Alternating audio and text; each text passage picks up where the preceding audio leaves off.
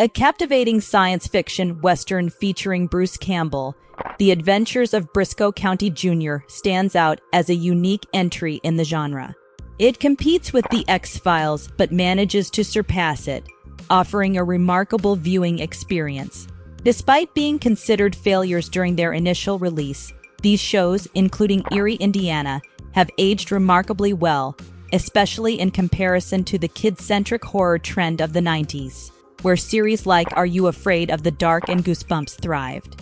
Surprisingly, Erie, Indiana, despite being arguably the best in its category, only had a single season, possibly due to its primetime slot on NBC demanding significant viewership.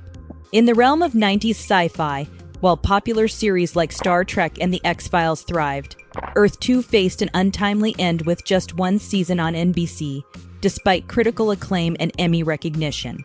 Set in the year 2192, Earth 2 envisioned a future where Earth is uninhabitable and humanity struggles on space stations to reach a distant habitable planet. Although the show's special effects may seem dated, its narrative remains compelling, resonating even more closely with today's environmental concerns. Freaks and Geeks, a well-known coming-of-age series that premiered in September 1999, garnered immense critical acclaim but suffered from a criminally short run of only 18 episodes on NBC. Despite winning an Emmy for Outstanding Casting for a Comedy Series, the show's brevity remains a disappointment. The series stood out for its honest portrayal of the less popular crowd and its nostalgic tribute to the era, thanks to creators Paul Feig and Judd Apatow, who later became influential voices in Hollywood. Pirates of Dark Water, a Hanna-Barbera production that aired on the now defunct Fox Kids programming block, represents a rare gem in kids' cartoons.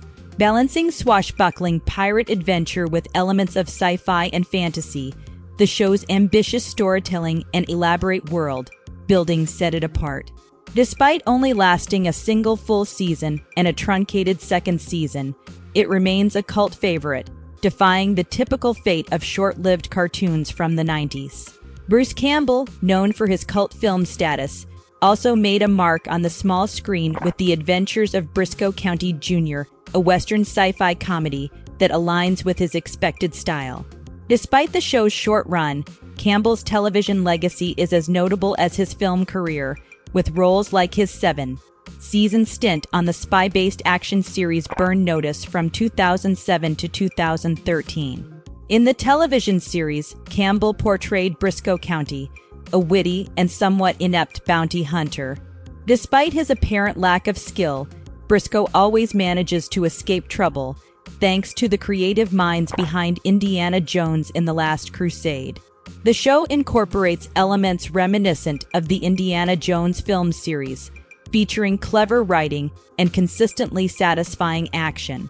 Briscoe's search for the elusive Briscoe Comet is a recurring theme. However, despite its potential, the show faced challenges, being deemed too subversive for its time. At the time, Bruce Campbell had not yet attained widespread recognition, and the show struggled with a relatively niche fan base, insufficient to sustain a costly network television action-adventure series. Shifting gears to the sci-fi genre, the impact of The X-Files on television is undeniable. While attempting to replicate its success, NBC introduced Dark Skies, dismissed by some as a mere clone. Nevertheless, in retrospect, some argue that Dark Skies surpassed its predecessor, boasting a unique premise set in an alternate history, 1960s, where aliens had been on Earth since the 40s, kept secret by the government. Despite its merits, Dark Skies faced the fate of many X-Files inspired shows, lasting only 20 episodes due to insufficient ratings. Moving on to the late 90s, Extreme Ghostbusters faced challenges as it tried to revive the Ghostbusters brand. Despite the title and the franchise's dwindling popularity, the show proved to be a hidden gem, offering depth and cleverness in both writing and storytelling. It successfully introduced new characters while maintaining the importance of the original ones, providing a perfect blend for both older and younger fans. In the realm of sketch comedy, the early 90s saw the emergence of The Ben Stiller Show, featuring young talents writing and starring in the series. Despite its short-lived run on Fox, the show exhibited undeniable talent and chemistry among the cast, earning praise for its Emmy-worthy writing. Primetime sketch comedy on regular network television is a rare endeavor, often met with limited success.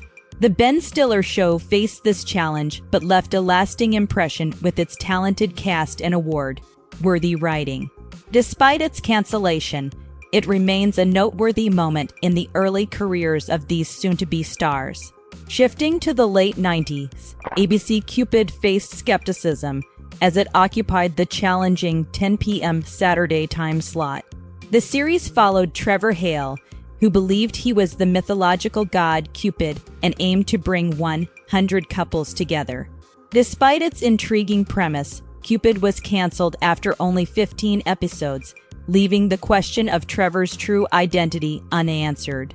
Interestingly, a 2009 revival with a similar premise also faced a short-lived run with fewer episodes. Finally, MTV Liquid Television in the early 90s showcased various animated projects, with some evolving into full-fledged series like Beavis and Butthead and Aeon Flux. In the same year the show signed off, MTV introduced Oddities, expanding the format by providing full-length episodes for animated projects.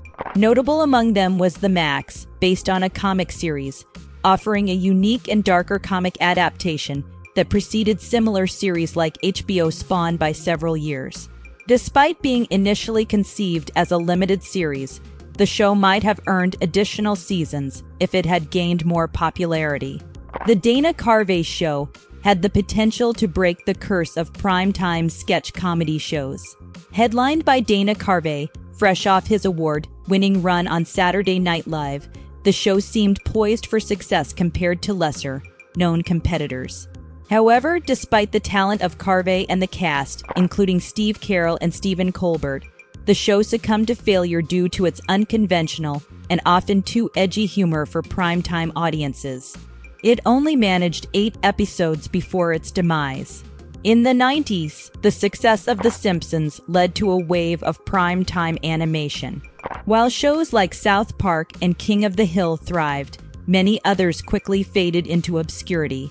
Mission Hill, for instance, focused on the lives of teens and young adults, deviating from the family-centric approach.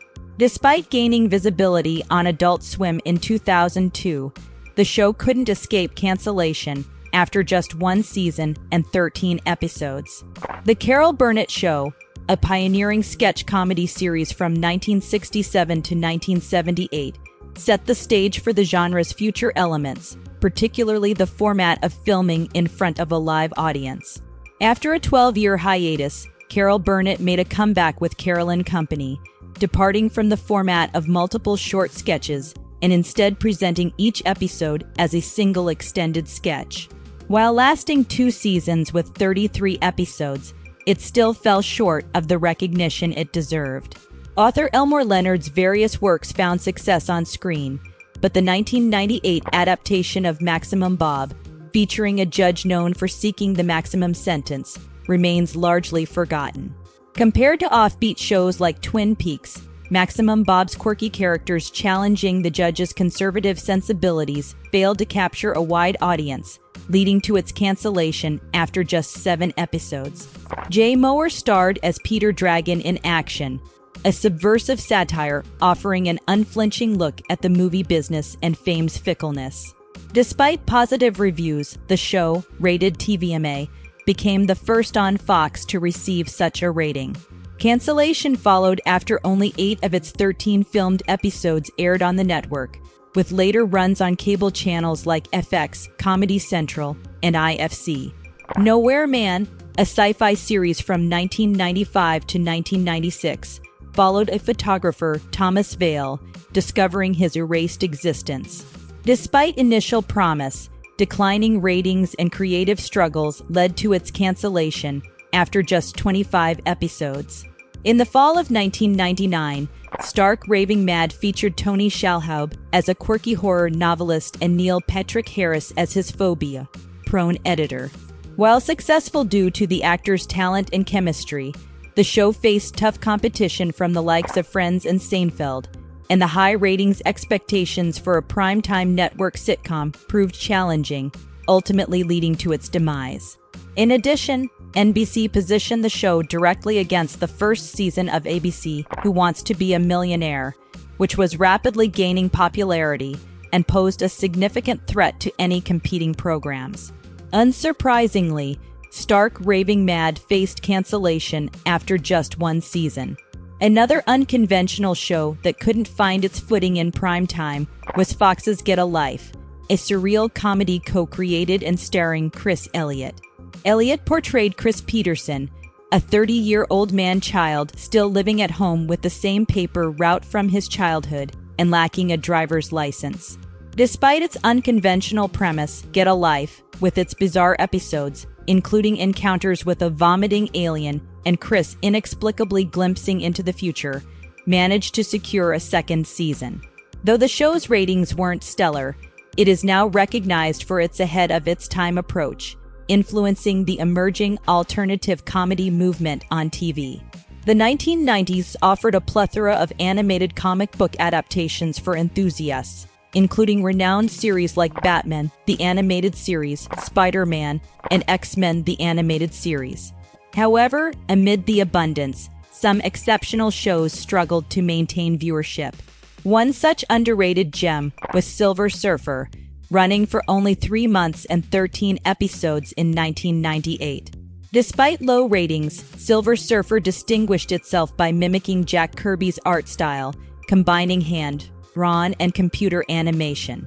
The show delved into complex political and social issues, a departure from the norm for comic book cartoons of the time. Unfortunately, a rights dispute rather than poor ratings led to the demise of Silver Surfer. Similar to Freaks and Geeks, My So-Called Life often finds itself on lists of prematurely canceled shows. Although it has been rebroadcast numerous times since its initial run, the series remains worthy of attention. The timeless portrayal of teenage angst in the 90s, including the music, clothing, and overall vibe, contributes to the show's enduring legacy. Each generation of current or former teenagers can identify with the characters, making My So-Called Life a significant part of television history, even after nearly 30 years and only 19 episodes.